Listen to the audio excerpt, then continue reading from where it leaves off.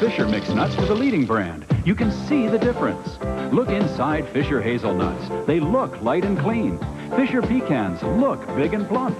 But looks are one thing. How do they taste? Rich and crunchy. They even smell Fisher fresh. If you like 'em fresh, you'll love 'em Fisher. This is TV8, KCCI TV, Des Moines. Here's some of the stories you'll be seeing on the TV8 News live at 6. 3 high-powered bullets bearing the names of police officers involved in the Larry Milton case are mailed to the Des Moines Police Station. Jeff Greenwood has our report.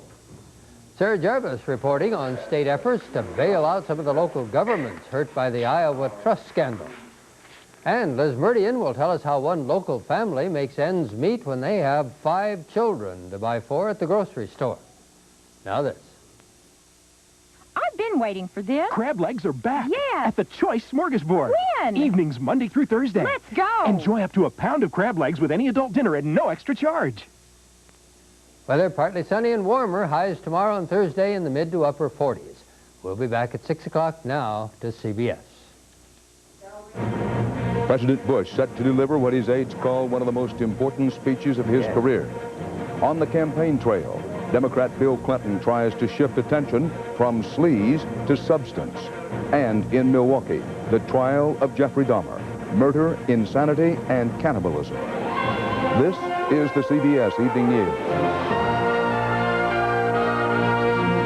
Good evening, Dan Rather reporting. Tonight's the night President Bush has promised to stand and deliver.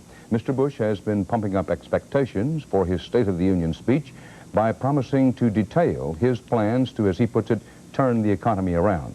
This could also prove pivotal to the Bush-Quayle re-election campaign. Susan Spencer begins our coverage. Between extensive rewrites and teleprompter rehearsals with media gurus, Mr. Bush gave a preview of tonight's speech to his cabinet and did his bit to play down expectations. I think it's going to be all right. Yes. But apart from an announcement of more defense cuts, saving about $50 billion over 5 years, no big surprises are expected as Mr. Bush unveils his long-awaited economic plan, laden with billions in election year tax cuts. Some economists are shaking in their boots already. Many of the proposals being put forward are not a sound, consistent program for economic growth. The idea of tax cuts that are just going to raise the deficit, that isn't sound for economic growth. In his State of the Union, Mr. Bush will present his program as a growth package, one that does not violate the budget agreement or, courtesy defense savings, add to the deficit. He's expected to call for raising tax exemptions for kids $500 per child, for a $5,000 tax credit for first-time home buyers, and a tax deduction for families who lose money on home sales. For business, tax breaks to increase investment, a cut in the capital gains tax, and a 90-day freeze on new regulations. And he'll give Congress a March 20th deadline for action. There are some people among the Bush strategists that want to see him challenge an opposition party Congress the way that President Truman challenged an opposition party Congress in 1948 and came from behind in the polls to win a full term in office. Which may be why Democrats were attacking the plan before they even heard it. The American people are clamoring for action. They are tired of reading President Bush's lips. Lip service is all they've gotten out of Washington for too long. Country's in trouble. Economy's dead in the water. We don't need another political statement for the campaign. What the Republicans think the president does need tonight is to look presidential and reassuring, to come off as the man with the economic plan. Since great chunks of this plan are unlikely to be enacted this election year, image may have a lot going for it. Dan? Susan Spencer, thanks. For most Americans, the biggest issue facing the union is the state of the economy. CBS News money correspondent Ray Brady has been talking to voters and economists about what they'll all be looking for tonight. Times are really hard. Everybody's getting laid off. They're just like you, some of the people who will be the judge and jury on President Bush's speech tonight. Talk to them and you'll hear this message. I think people want to hear about jobs. You turn around, it's like everybody's looking for a job. If we have full employment, and there's no reason why we can't, I think a great deal of the problem we suffer today will be, if not solved, handled. But talk to professional economists, and they'll tell you about the grim reality. This president should level with the American people tonight and say there's very little the government can do to create jobs in 1992. There can be a technical recovery in the economy, perhaps around mid-year, but not a recovery that the man in the street is going to feel. But what about all that talk about cutting taxes? Wouldn't that speed up the economy and create jobs? Economists disagree. A tax cut for the economy would be good news. This has been the first recession we've had in the past 20, 30 years in which taxes have been actually going up. The tax cuts are a very ill-conceived idea. They could perhaps add $40 billion to the budget deficit. The problem, since Mr. Bush's election in 1988, government spending has soared, pushing the federal deficit even higher. Big tax cuts now by the president could cut government revenues, pushing Uncle Sam even deeper into the red. And that could bring on a backlash that would hurt consumers. The president has to walk a very narrow line. If he, in fact, moves too aggressively on tax cuts, it will cause interest rates to move up, even mortgage rates. Higher interest rates, of course, could cut off any chance of an economic recovery this year. Just one more indication of how tough the president's task will be tonight. Ray Brady, CBS News, New York. Substance will be the core of the speech, but also important is how Mr. Bush says what he has to say. Correspondent Eric Ingberg has more on the Bush style. Ask not what George Bush has done for presidential oratory. Soaring rhetoric a la JFK and Reagan is just not his style. In a political dogfight like the one he's in now, his oratory skitters from good guy to tough guy. I'm a little sick and tired of being the punching bags for a lot of lightweights around this country yelling at me day in and day out. With patches bordering on incoherence thrown in. I said to him, you know, there's another one that the nitty-gritty great. This State of the Union political prose note is a crisis for Mr. Bush, not just because of the recession, but because his own words up to now have not inspired confidence. When the public senses that the country is in trouble, what they're looking for in a president is not just concern, but a conviction that he knows how to get them out of it. The president's most recent effort drew criticism for lacking both substance and the common touch as he barnstormed New Hampshire. I just wanted you to know, 1, I know you're hurting. 2, I care about it. 3, I've been wrong about how fast this recovery would take. Comedian Dana Carvey from Saturday Night Live, whose portrayals often influence public perception of the president, lampooned his sincerity gap. But the message today is I care, and I'm ready to listen. I'm here, I'm hands-on, and I'm domestic. I'm a hands-on, domestic listener. Despite his reputation for malapropism and messy syntax, the president can wow an audience when he has to, as he did at the '88 convention. I'm a quiet man, but I hear the quiet people others don't. The ones who raise the family, pay the taxes, meet the mortgage. Experts say a smashing delivery won't be enough this time. When the public is unhappy, the public looks at substance much more so than style, but expects that the substance will be delivered convincingly. It will be the most important speech of George Bush's life.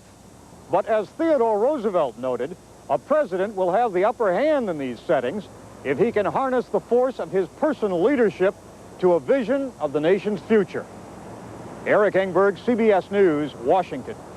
And still ahead on the CBS Evening News, an American city living with the legacy of a brutal killer. And death row inmates fighting for the right to fatherhood.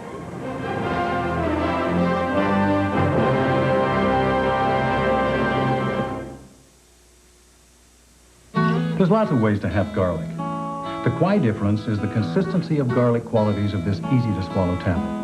There's no better way to have garlic than odor-free Kwai. I've heard a lot about garlic. Kwai is odor-free and so easy to swallow. Kwai is available at quality drugstores, health and natural food stores, and general nutrition centers. It's the best, and it's odor-free. Kwai, science and nature working for you. Pain from just one sensitive tooth can start the domino effect. Pain can make you stop brushing, lead to plaque buildup, gingivitis, periodontal disease, even tooth loss. Sensodyne toothpaste helps stop the pain and the domino effect. I need a laxative that can work dependably. Doxidan can. But can it be gentle? Doxidan can. Doxidan works dependably overnight with a special ingredient for gentle relief. Dependable, yes. Gentle, yes. Doxidan can. More jurors were seated today for Mike Tyson's rape trial in Indianapolis. The former heavyweight boxing champ was back in court as potential jurors were questioned on their attitudes about rape. Tyson is charged with raping a teenage contestant in the Black Miss America pageant. Tyson says his accuser consented to sex.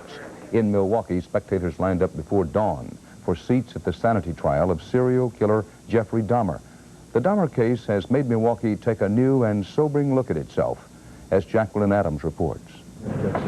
In a Milwaukee courtroom, attorneys continued selecting the jurors who will ultimately decide if Jeffrey Dahmer is an evil murderer or whether he was legally insane when he killed 15 men and boys. There is another victim here, however, the city of Milwaukee. The fact that Jeffrey Dahmer landed here in Milwaukee has caused us all sorts of shockwaves.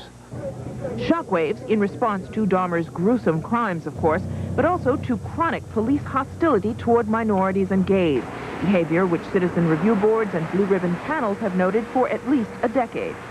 We certainly found that there was some evidence of insensitive behavior, perhaps racially or homophobically based. The main example, last May, months before his arrest, Dahmer might have been caught. Neighbors saw him chasing a bleeding, naked Laotian teenager down the street and called police. The 3 officers who responded, though, returned the boy to Dahmer's apartment. He was dead within an hour. And they handed that minority male back to Dahmer. But they took the word of the white male over 5 black witnesses. Although 2 of the officers were fired and 1 suspended, both the black and white communities were outraged. Relatives of some Dahmer victims, however, knew how callous police could be. They just didn't like homosexuals at all, or they got treated the worst next to people of color. So if you were black and gay? If you're black and gay, you have the double whammy. Since the murders, police have been ordered to reach out to minorities. But until Dahmer is put away, many here fear the wounds in the city's troubled soul will not fully heal. Jacqueline Adams, CBS News, Milwaukee. Stay here with us now for more news, including Governor Bill Clinton battling to keep his presidential campaign on track. Thank you all for being here.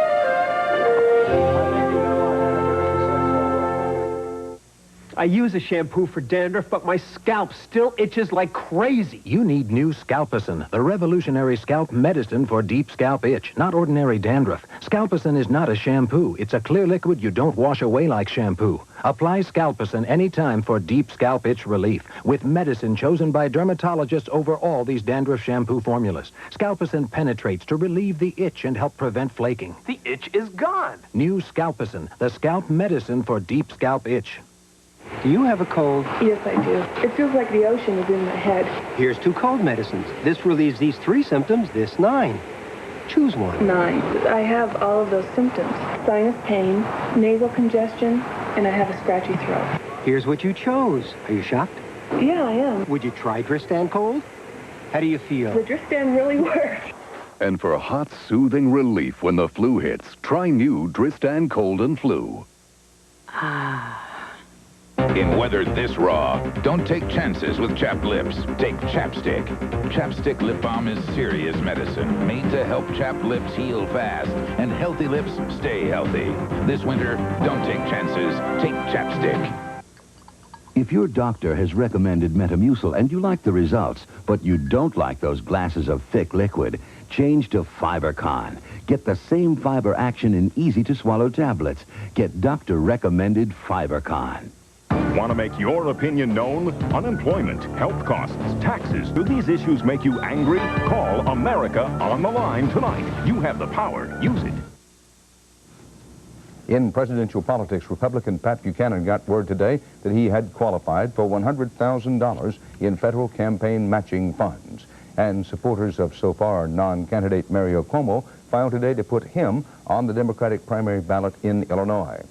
Several newspapers reported today that the woman accuser of Democrat Bill Clinton may have been paid over $100,000 to tell her story publicly, paid by a supermarket tabloid.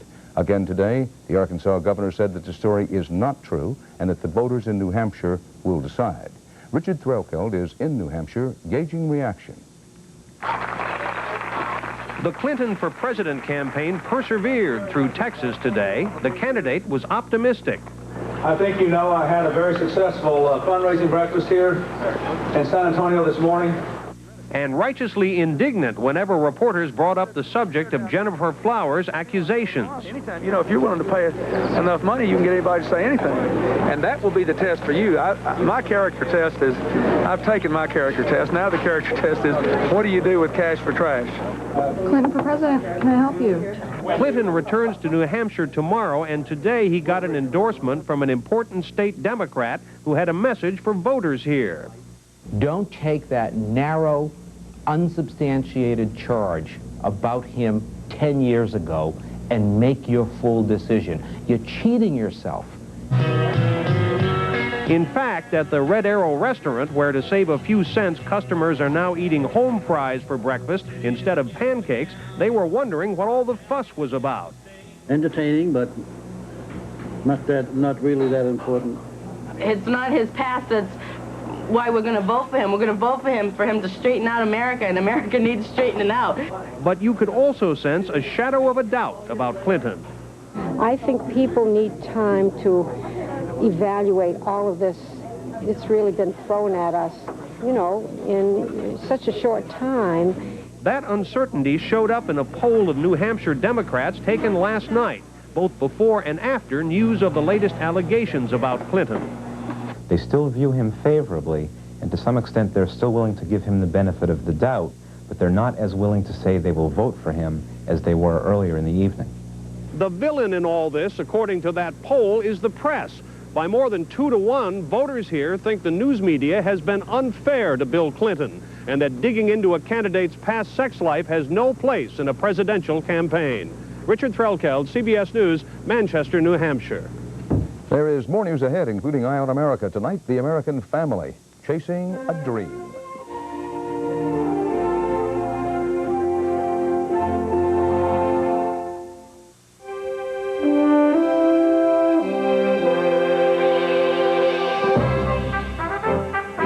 With the introduction of the 1992 LeSabre, Buick's reputation continues to grow.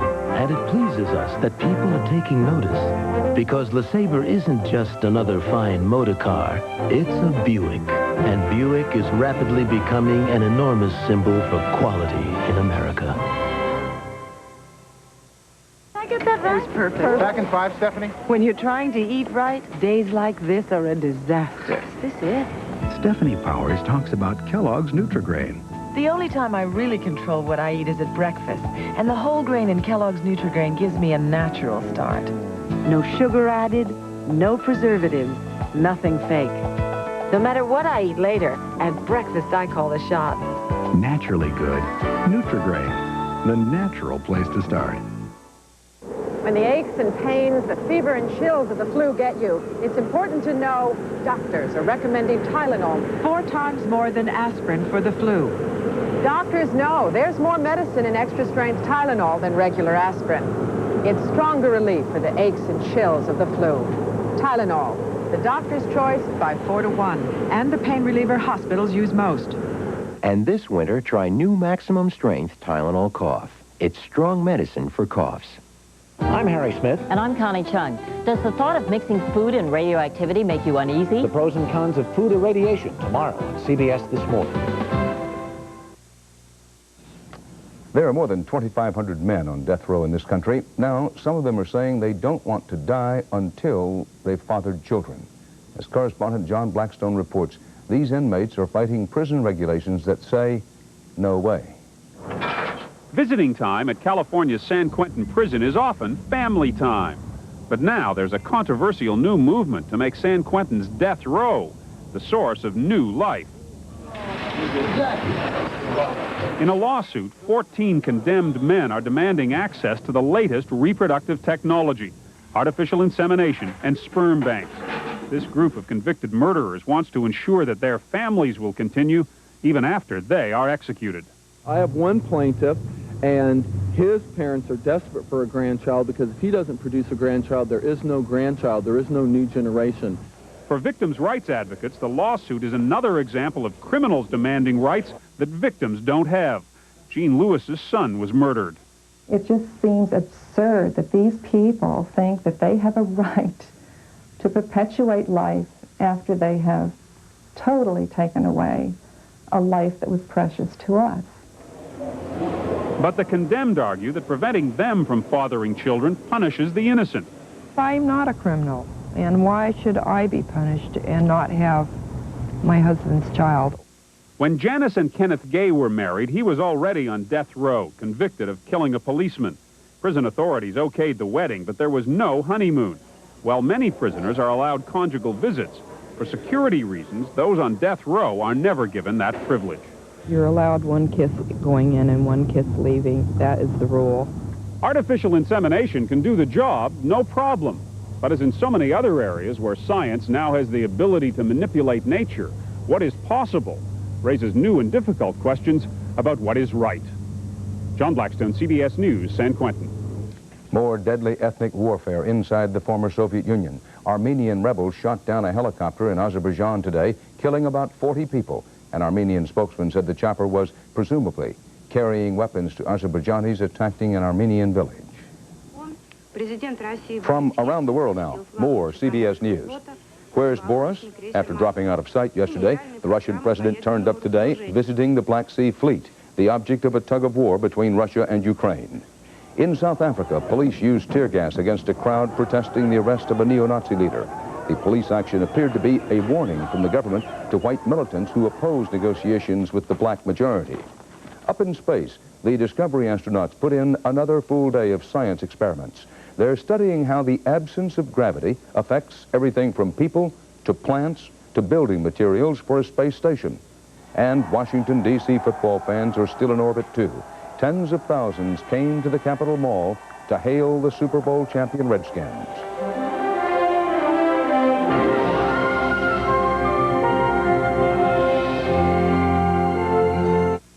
Morning breath. As soon as I have my coffee, it's all gone. Whether you admit it or not, it's a problem. Okay, I have morning breath, but it doesn't bother anyone. Don't be so sure. Mine's not so bad. Morning breath's not as bad as you think. It's worse. So get Scope. Its two powerful ingredients kill 90% of the bacteria that cause morning breath. Was my morning breath really that bad? There's no denying morning breath, so save your breath with Scope. When you're all stuffed up and use an ordinary nasal spray, it drips into your tissue where it can't help you breathe. But not Sinex Ultrafine Mist. Its medicine stays where you need it, so you can breathe the way you want to. We don't drip down, we clear up. It's gone. But it isn't. Introducing Extra Strength Vicks Cough Drops. It's gone, but it's still working. Now with twice the Vicks Vapor Medicine to relieve your cough and help your scratchy throat and stuffy nose feel better, even after the drop is gone. This itchy rash needs special treatment. Cortisone 5, with the medicine doctors recommend most, gets under the itch for soothing relief and help in healing. See, the rash is gone. Use Cortisone 5 with the medicine doctors recommend most. For acid indigestion and gas, take a formula doctors recommend. The formula in Tempo. The two leading antacids relieve indigestion, but they have nothing for gas. Tempo relieves both. Relieve indigestion and gas fast with a formula doctors recommend. Tempo.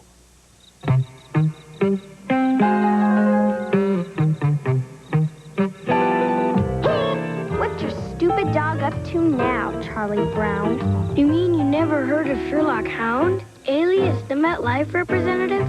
When a customer has a question, the MetLife representative knows where to find the right answers. And he'll get back to them fast?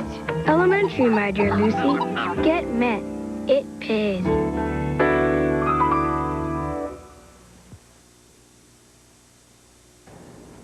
Before President Bush reports on the state of America, we thought we would report on the state of the American dream. The dream of a better life for ourselves and for our children. In 1992, is the dream still alive? Can the dream still come true? Frank Courier reports tonight's Eye on America. Stories, George. Hey, Grandma. I'm sure. Sounds great. Yummy. Does he have an extra plate? They are what the American dream is all about. Safe, secure, and prosperous. 3 generations of the George Needham family, who for the first time see their middle-class expectations for the future on hold. Things could be better, and we're not headed towards making them better. I think it's time for the President and the Congress to get their act together. We got too many people that are looking for Washington solutions. Economic doubts run deep in dairy country in Wisconsin's Kickapoo Valley, steeped in an old world Norwegian work ethic, Midwest values, and the promise that sons and daughters will have a better life than their parents.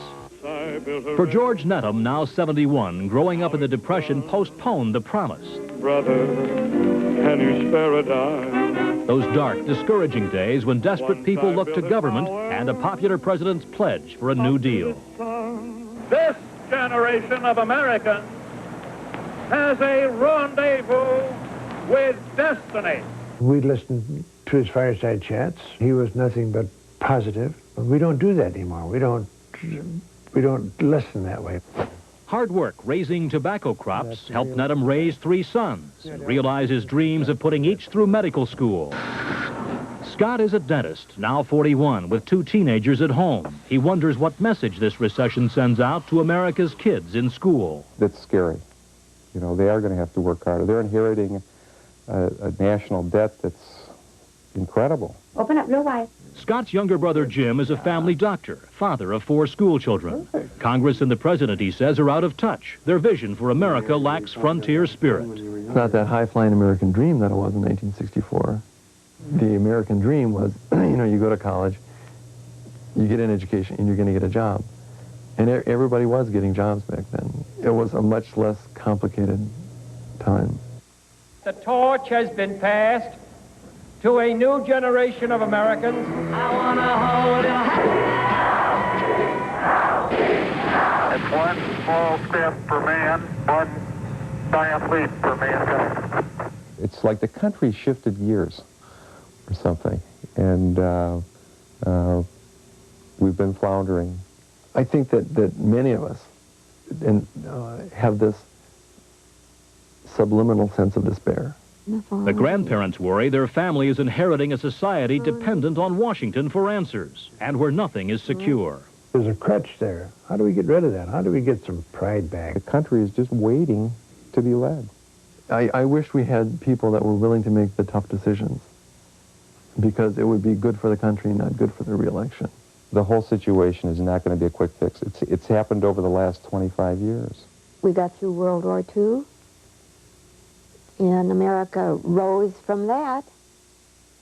Why can't we have that optimism that things are going to get better? Even among the youngest in this video generation, there's a gnawing loss of confidence in the work ethic, doubts about getting ahead and staying ahead. Seems like it's as good as it's going to get, and maybe now it goes downhill from here. We have a tremendous standard of living. Did anybody ever think maybe it's too much? I would be pleased as punch on the day after the State of the Union message that I'd see a headline saying, "I can't believe that he's going to change the course of our country so drastically as he said last night." I mean, that won't happen. What's at stake is a way of life, a standard of living, and the notion that a new middle class growing up in the 90s may, for the first time, have to settle for less. Frank Courier, CBS News, Vernon County, Wisconsin. And that's part of our world tonight. We'll be back with live coverage of the President's State of the Union address and the Democrats' response. That's coming at 9 Eastern Time. After that, we invite you to stay with this CBS station for something special, an innovative program called America on the Line. You will have a chance to phone in and tell us what you think about the State of the Union, the economy, and other important issues. We'll give you a toll-free number right after the Democrats' response, a toll-free number where you can call in for America on the Line. That's tonight at 10 in the East, mark it 9 in the West, and 9 in the Central Time Zone. Dan Rather for the CBS Evening News. I'll see you again soon.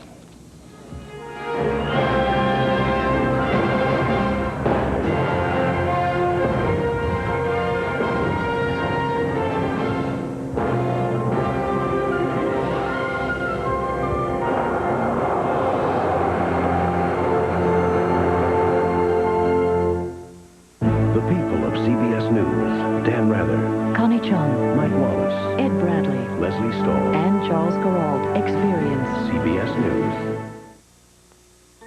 This is CBS. Next on the TV8 News, a threat in the mail to Des Moines police. Police receive a package containing 3 bullets with 3 police officers' names on them. I'm Jeff Greenwood. I'll have a live update from the Des Moines Police Station. Also tonight, loan money is considered for those cities caught up in the Iowa trust fund scandal. Sarah Jarvis will have a report from Boone. And how to feed a family of 7 and still save money. That's in tonight's Making Ends Meet report with Liz Murdian. Connie's warmer forecast and Heidi with college wrestling. TV8 News is next. For a limited time, the Dodge Sales Drive drives on. So hurry to your Dodge dealer now and still own Shadow America for only $69.84 thanks to 1,000 cash back. Still 1,000 on Dynasty, plus factory-to-dealer incentives could save you even more. Still up to 2,000 cash back on select Dodge trucks and package savings up to $26.83. Hurry, time is running out. Presenting the price of the year on basic cable installation, $19.92. Call your local Heritage office. No more pink slips! No more pink slips! Well, you know, times are tough right now.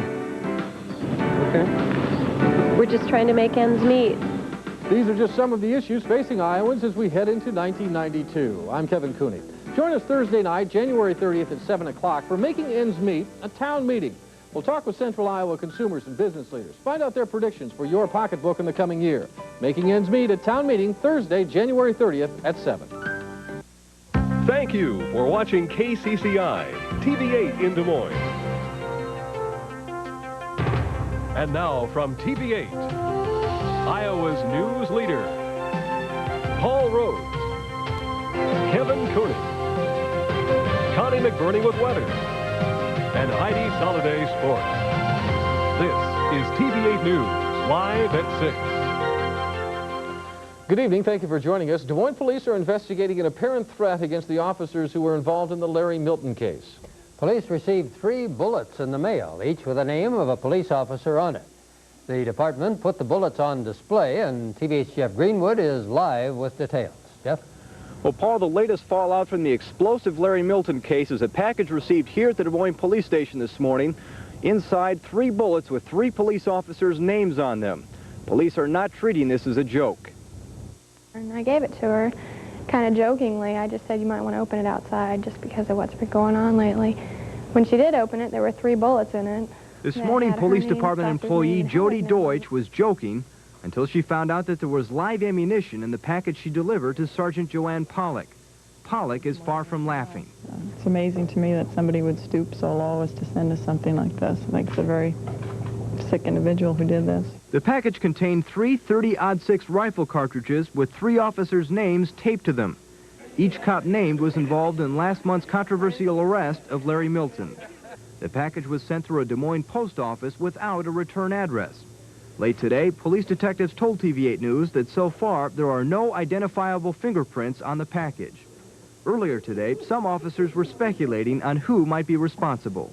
Some of these people that are screaming the loudest about this issue are some of the very same people that were involved in this very same kind of intimidation 20 years ago in the late 60s. Police are indirectly referring to critics who have spoken out against them on Des Moines radio station KUCB. That includes station manager and radio show host Kalanji Sadiq, who in the past has allowed threats and extreme police criticism on his show. Sadiq denies any involvement in this incident. Well, I think it's an unfortunate incident. However, no one's gotten hurt. The question we should be asking ourselves, did the police go too far with Larry Milton? That's the question we've been posing from day one. Now, Sadiq says he doesn't approve of this incident, but he predicts there may be more acts of violence or extreme criticism against the Des Moines Police Department if there's no civilian review board established by the time the weather warms up. Now, Sadiq has been on the forefront of this issue, and he says a set of public hearings that the City Council has already approved has not gone far enough. Paul? Thank you, Jeff. In other news tonight, the brother of a victim killed in a prominent gang incident is himself in jail tonight. Undercover Polk County officers arrested 18-year-old Ronald Bonds for possession of 2 ounces of crack cocaine with intention to deliver. Ronald Bonds is the brother of Garrick Bonds, who was accidentally shot in a gang-related incident last month. You may recall that both Garrick and Ronald's mother, Zila, sharply criticized the Des Moines Police Department for not arresting Garrick before his death. She said he was involved with gangs and drugs. Ronald Bonds may face up to 30 years in prison if he's convicted on the drug charges. An idea is being tossed around the Iowa State House to help bail out communities hit hard by the Iowa Trust Fund scandal. The idea would be to give communities low-interest loans through the state. State House reporter Sarah Jarvis takes us to one community which says it will look into that option. The city of Boone invested $2.7 million in the Iowa Trust Fund, the money to be used in an expansion project for the city library. I'll just quickly go through. At the Iowa State House, lawmakers are working on a recovery program to help communities that have lost money in Iowa Trust investments. They're developing a pooled bond program to give low-interest loans of about 4.5% to 5%.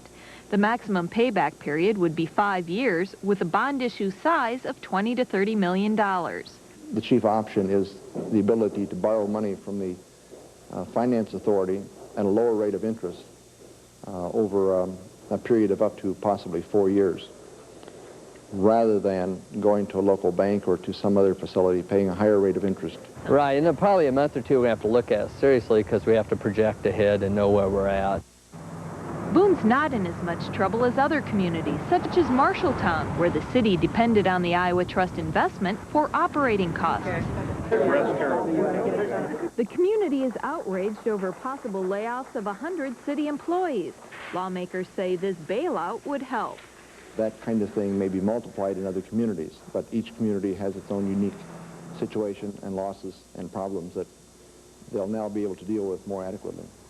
In the meantime, communities like Boone are hoping for the best-case scenario, hoping that all the money lost in the Iowa Trust will be returned, and that there will be no need for low-interest loans. In Boone, Sarah Jarvis, TV8 News. Lawmakers say they expect this idea to move quickly into law, and that communities may be able to take advantage of the low-interest loans within a few weeks. Also at the legislature today, a so-called stalker bill is approved by a House committee. One of the main supporters is Charles Ponce of Ottumwa. He says nearly 1/3 of murdered women are killed by husbands or boyfriends. The stalker law would allow police to arrest someone who follows and harasses another person to the point where a threat exists to the victim's safety. The bill was sent to the full House for debate. The longtime bishop of the Des Moines Catholic Diocese, Maurice Dingman, is in serious condition tonight at Mercy Hospital. Hospital spokesmen say Bishop Dingman's condition has worsened in the past few days. He was hospitalized on Saturday after having lived recently at a retirement home. Bishop Dingman was appointed bishop of the Des Moines Diocese in 1968 and retired in 1987 because of his poor health. Well, President Bush goes before the nation tonight to tell his plan to put the country on the road to economic recovery. TV8's Michelle Parker talked to some Iowans today to find out what they'd like to hear from the president tonight. Thousands of farmers are in Des Moines this week for the annual Iowa Pork Congress. The state of the economy is on their minds, and pork producers hope President Bush's plan will improve the situation. I think I heard him say we're importing 8% of the pork that comes into this country. 8% of it is imported. And our low hog prices now, seems to me like we don't need that. Pork leaders are looking for some bold trade initiatives. We need to have fair trade before we can have free trade. President Bush has called himself the education president, though critics say he has not fulfilled that promise. Des Moines teacher Alice Boyd would like to see more funding for education to make sure American students make the grade. Whether they are graduating, going on to higher ed, or entering the workforce, we want them to be prepared. Construction workers like the ones here at Sec Taylor Stadium also have concerns about the economy and hope the president can provide the right answers. They're just giving us tougher times, don't want to go non-union, and so just support our unions and give us more work. Iowa Republican Senator Charles Grassley says the president's message tonight will build confidence in the nation's economy. But in this provision will be things that are going to encourage investment for job creations, investment tax credit, capital gains differential, but it also has income tax cuts for middle-class Americans. The nation will be able to hear what the president has to say tonight. Michelle Parker, TV8 News. And a reminder that you can see the President's State of the Union address right here on TV8 tonight at 8 o'clock. We'll have a reaction to the president's speech from the Iowa congressional delegation in a live satellite report from our Washington bureau on the TV8 News at 10. This is one of those days that makes you ask, where were you when you heard the news? It was 6 years ago today that the Space Shuttle Challenger exploded about 2 minutes after liftoff. All 7 crew members, including civilian teacher Krista McAuliffe, died. Today, 6 years later, a teaching memorial to the Challenger opened in the Science Center of Iowa. The Learning Center includes a duplication of mission control and a space capsule. Teachers will be the first ones in to use the Challenger Learning Center. The public not allowed in until the first week of March. Oh, Connie McBurney is here, still looking for the sun and the warmth. Connie? Yes, it must be somewhere. Today didn't win many fans with its cloudy skies and cool temperatures, and if you're looking for someone to blame, don't pick on me. How about picking on the jet stream? That's at least one of the culprits. In fact, this is how it has looked for most of January. Today was cool under the cloudy skies, but mild weather should return tomorrow as we remain between 2 columns of the jet stream that have successfully blocked out most of the wintry weather. At least it's keeping us in a mild track most of the time. I'll have more weather later on in the news. And the high cost of a trip to the grocery store when you have 5 kids to feed. Liz Murdia with help in tonight's Making Ends Meet when we come back.